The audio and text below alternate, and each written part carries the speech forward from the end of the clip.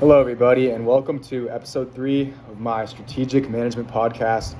And today we are going to be analyzing business and corporate strategy. So, business strategy or business level strategy refers to the approach a firm or business unit takes to competing in its industry to attract customers, create and capture value, and achieve competitive advantage. A firm takes many actions to implement its strategy, but these actions should be a part of a coherent, overarching identity or goal that, if accomplished, will lead to sustainable competitive advantage. The overarching identity is its business strategy and can be summarized in one sentence.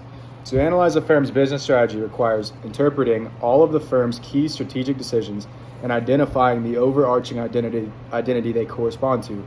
Michael Porter analyzed dozens of firms across dozens of industries and distilled business strategy into 3 different generic strategies. Differentiation, which is creating a unique identity or value based on a characteristic other than price that customers are willing to pay for a purchase more often.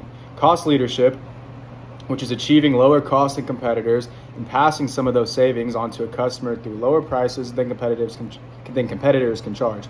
And focus, which is concentrating on a subset of customers or products or services and then pursuing differentiation or cost leadership within that subset. Proper analysis of a firm's business strategy is insufficient without tying their actions to one of Porter's generic strategies or a combination thereof. In contrast with business strategy, corporate strategy cannot be summarized in one sentence. Cost leadership, differentiation, and focus are business strategies. They are not corporate strategies. A popular buzzword or phrase is that a firm pursues a growth strategy. This is essentially trying to sound smart without providing real substance. All corporate strategy is all about growth. It is a set of decisions made by executives to determine what the company sells, where it sells, and how what it sells is produced. To analyze a firm's corporate strategy, 3 facets of their approach must be described. First, the vertical integration decisions of the firm must be identified. What does the firm make itself, and what does it purchase from suppliers? Does the firm sell directly to end users, consumers, or does it sell to intermediaries and then modify the product and sell it to the next customers down the line? Secondly, the diversification of the firm must be identified. How many different products or services does the firm sell? How different are these different products or services from each other?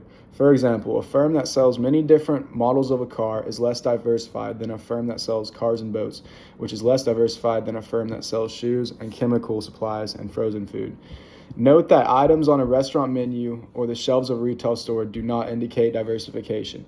Though these are service businesses who provide the service of preparing and selling food or purchasing wholesale goods, putting them on shelves, and selling them to consumers. In addition to the product market diversification described above, the diversification of the firm's corporate organization must be discussed. Does the firm receive close to all of its revenue from a single business unit? Does the firm have one main business unit but also a few smaller units that provide a notable share of its revenue? Does the firm have many business units that share core competencies? Does the firm have business units that have no competencies with each other? The organization of the firm must be discussed, including subsidiaries and alliances. Finally, the firm's geographic scope must be identified. This is the most straightforward of the 3 aspects of corporate strategy. Understanding and analyzing business and corporate strategy are key skills that executives and entrepreneurs must possess if they want to maximize the success of their companies. Thank you guys for listening to episode 3.